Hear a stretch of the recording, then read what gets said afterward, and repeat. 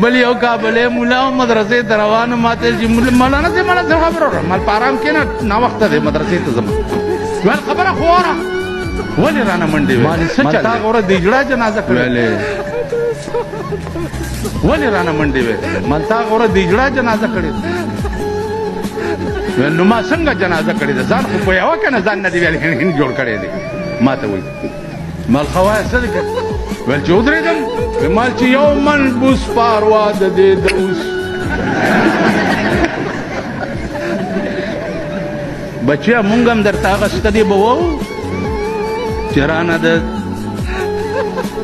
د بخښنې بوی ونه ګورې بوی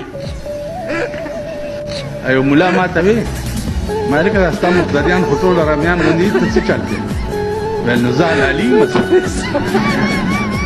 زه څه چل کوم په مصله زه داسې چل کوم